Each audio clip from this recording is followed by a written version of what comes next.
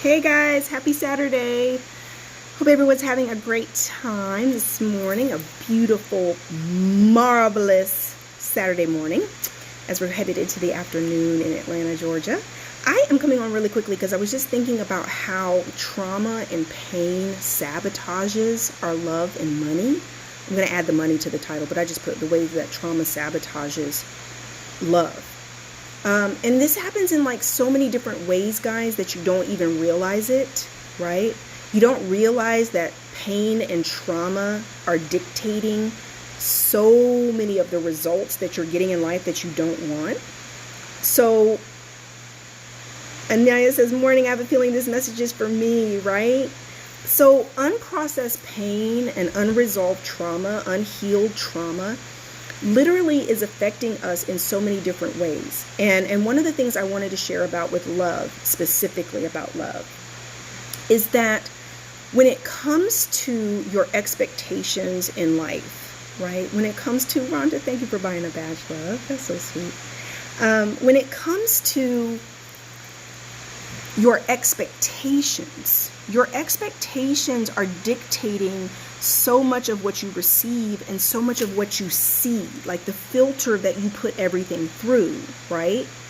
So, for instance, if you only had role models that you saw people arguing, fighting, verbally abusing each other all of the time, guess what? You are probably someone who is verbally abusive to others without quite realizing it, right? We actually become what we see, guys. We actually become we mimic what we see. So guess what? You could have some normals. You could have some things in your life that you're not challenging, that you're looking at and saying, well, that's just normal. That's just how you argue. That's just, right? That's just how you fight. That's just how you stand up for yourself. That's just how you... And you may not be realizing it, but it's not healthy and it's learned behavior. And I've seen this with women where you can have this mouth to where you don't communicate effectively. You don't communicate in love. You are rude. You are not kind. And this would be with some of the people you consider yourself loving the most.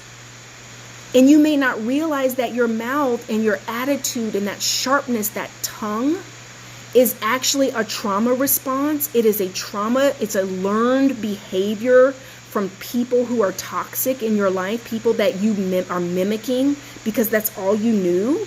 You never saw it any other way. You didn't know that you could have a conversation without being toxic, without acting crazy. Hardy, come here. Come here, Bubba. He's down here biting on my slippers, y'all. Distracting me. Come here, Bubba.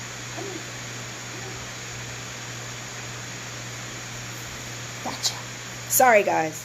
My puppy's down here, right? So when it comes to trauma, when it comes to pain, here's like 5 ways that you need to be looking out for pain and trauma sabotaging your relationships.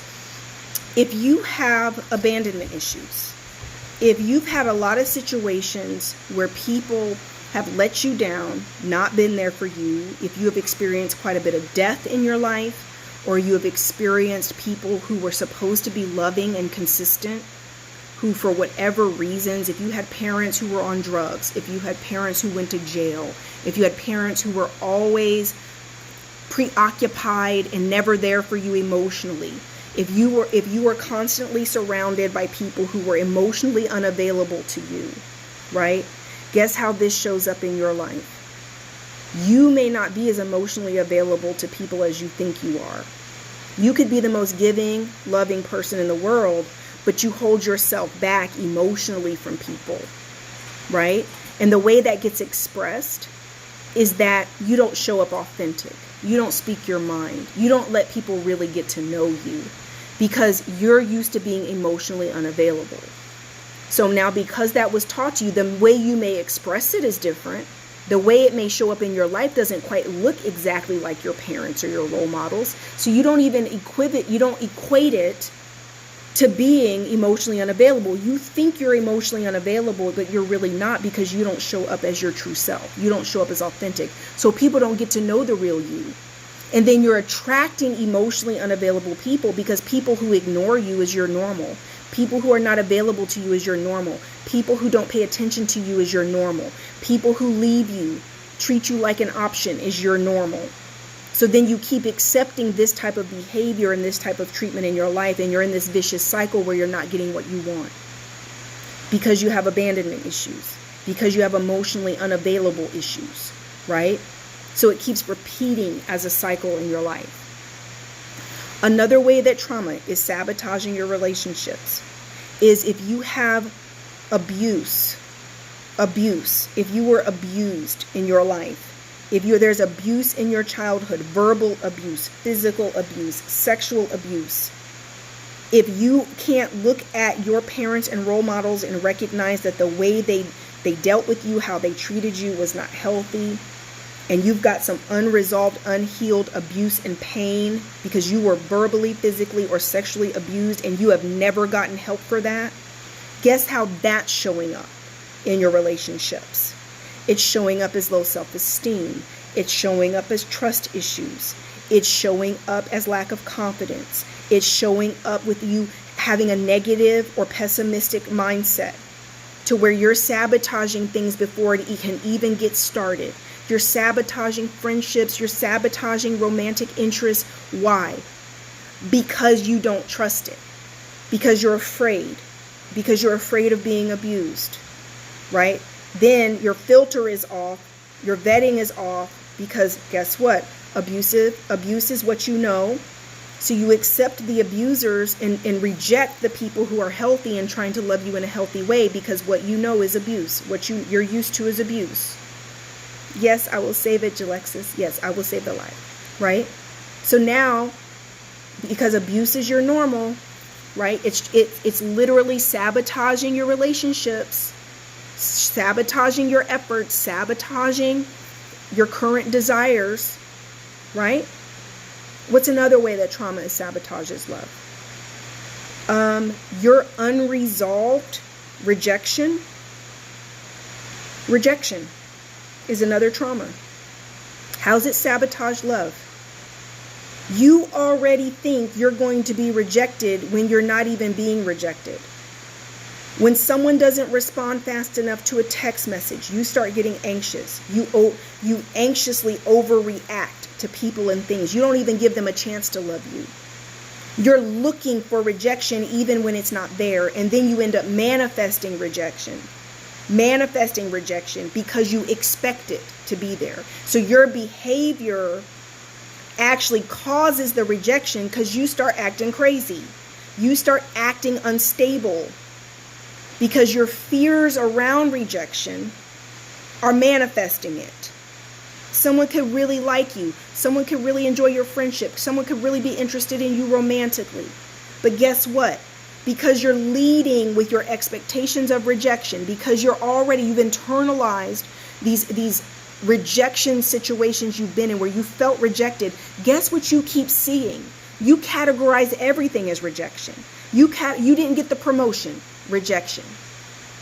Someone doesn't want to date you, rejection. And some of these things are just part of life, but for you internalize everything as personal rejection. So now you're ultra sensitive. Someone can't say boo to you without it being a critique, without it being something that's a personal attack. You take everything personal because you have unhealed issues with rejection, unhealed issues. Because you don't feel accepted, you don't feel good enough, you don't feel like you fit in. So you feel like this outcast. You feel like this person who's never going to fit in and nobody wants. And guess what? You project that onto everybody and everything around you. Professionally, personally, all kinds of situations. Right? All kinds of situations. Trauma sabotages love. Pain sabotages love. Guess what? It's also sneaky. It's sneaky.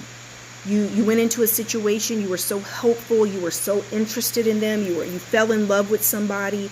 It didn't end up being what you wanted it to be.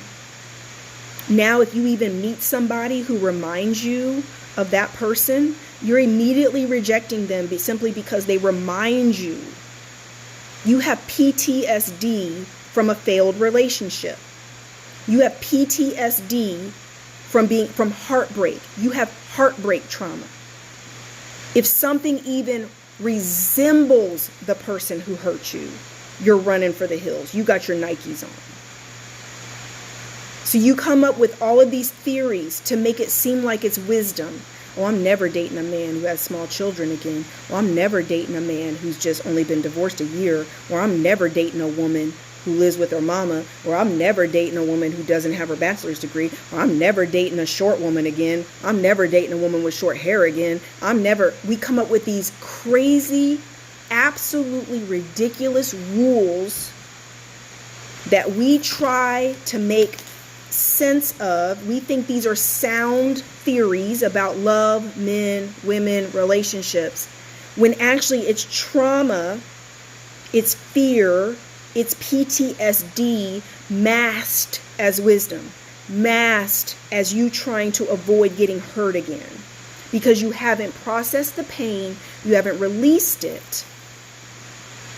It's still affecting you right now, and it's affecting your choices. Hardy, you leave that alone. I'm sorry, guys. Hey, you stop biting that cushion. I'm sorry, guys. So now it's showing up in your day-to-day life. Unresolved trauma and pain is affecting your mindset and your choices, right?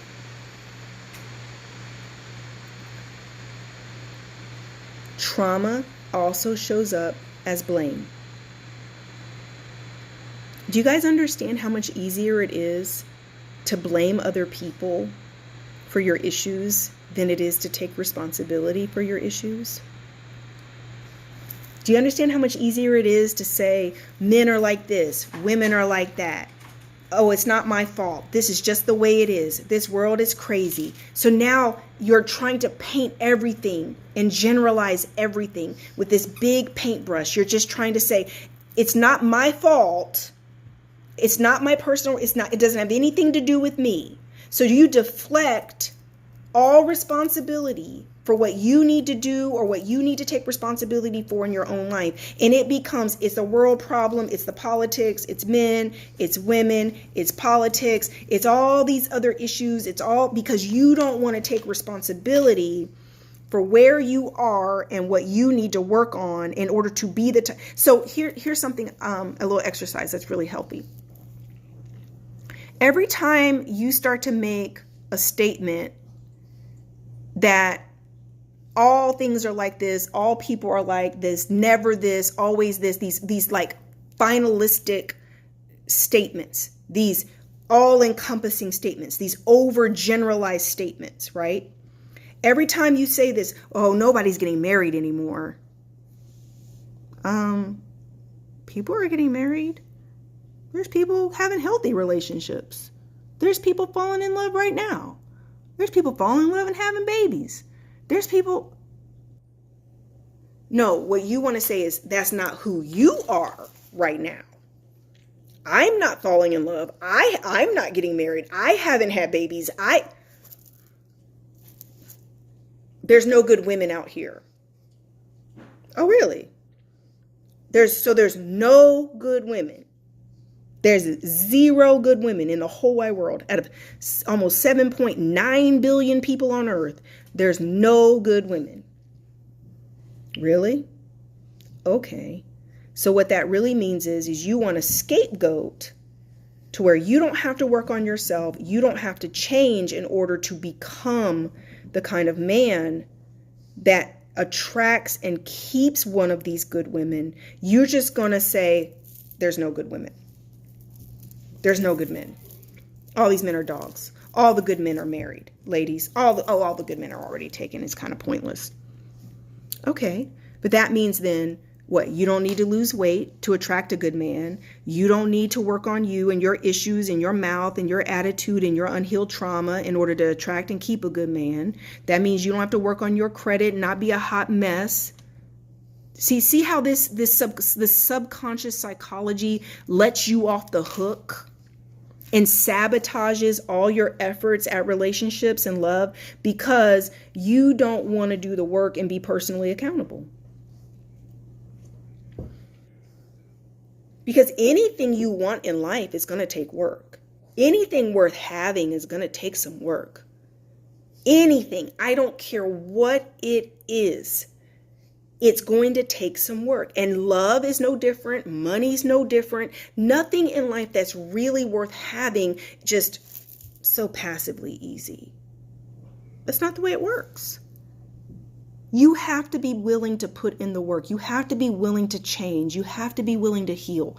I look at abundant life. This is my perspective and, what I teach guys. Abundant life is really just levels of healing. Living abundantly in all areas of life, health, wealth, love, peace, and purpose. Living abundantly in every area of life that makes us well-rounded and fulfilled is really different levels of healing. Healing to your heart, healing to your mindset, healing of your fears, healing of your programming, healing of your limited thinking, healing of your core beliefs. It's levels of healing. That's what abundant life is levels of healing, where you begin to think abundantly, believe abundantly, see abundance, feel abundance, where you begin to remove all these limitations that life and pain and experiences have put on your life. And as you unlearn these things and peel them back and begin to believe again, begin to sow again, begin to hope again, to have faith, to have trust, to have joy, to walk out your bliss. As you're peeling back all this, you're giving yourself permission. And it's feeling it and believing it that attracts it. And as you trust yourself, trust your stories, trust your God, trust the development of your life and your story. To say nothing gets wasted, everything is working for my good. That's the promise of faith. Faith never said nothing bad will ever happen to you. Faith never said that. God never said that. God never said you wouldn't have ups and downs. God never said you'd be born into a perfect family. God never said you'd be dealt this amazing hand of cards that just you go out living your life, peaches and cream and rainbows and unicorns. God never said that. That was never the promise. The promise is that sets people of faith separate from people who are suffering, separate from people who never get to a place of overcoming and living well. What sets people of faith apart is our knowledge and trust that no matter what we go through, everything is going to work for our good. If you just don't give up, everything you've gone through is going to work for your good. That is the promise of faith. Oh, Reed, it's thank you. You are the big sister I never had. Thank you, sweetheart. That is so sweet, right? Faith is the promise that all this BS, all this pain, all these issues, all the craziness, all the drama, all the dysfunction, everything that just has gone so crazy over your life is going to serve you. It's going to be used for your good. But that doesn't mean that you just sit by and you do nothing. You have to dig. You have to dig within. So within, so without.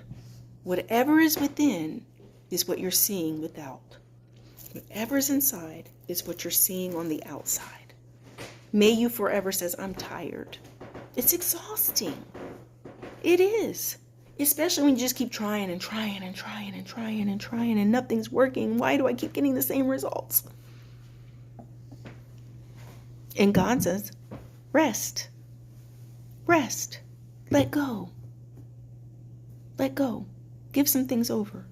It's time to let go of all this pain. It's time to let go of wrestling with all of this. And that's my message for today. 5 ways trauma is sabotaging your love, your money. 5 ways that these wicked thoughts and wicked ways and things that are so beneath you, that are so beneath you and God, beneath your best, you have to be willing to step out of it, and you've got to be willing to challenge yourself.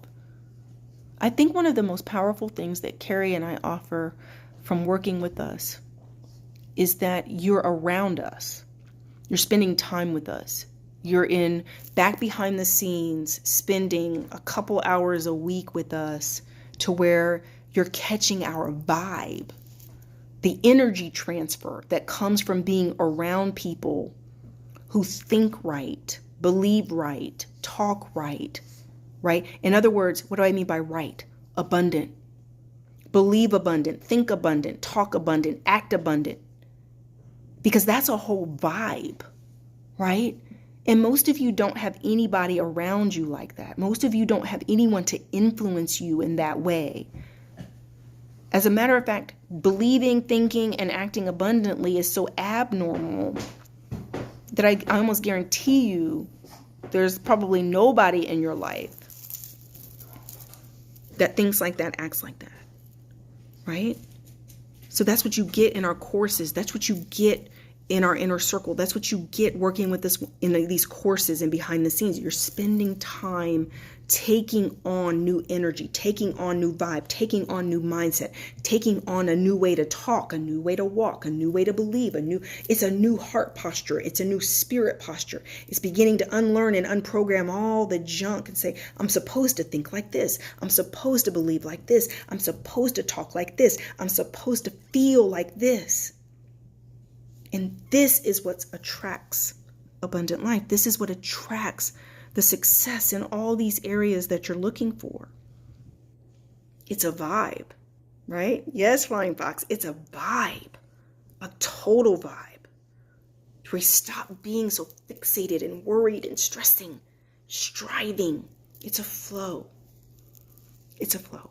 All right, I love you guys. Make sure you click the link for the Work Masterclass on this video, guys. Make sure you click the link in my bio for the Work Masterclass. We're opening up the e-course Monday.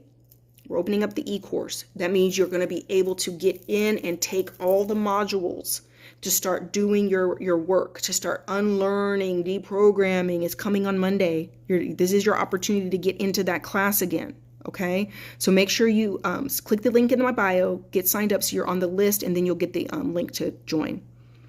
Yes, KK, you become a product of your environment. So true. All right, love you guys. Mwah. Blessings in abundance. I will talk to you soon. Bye-bye.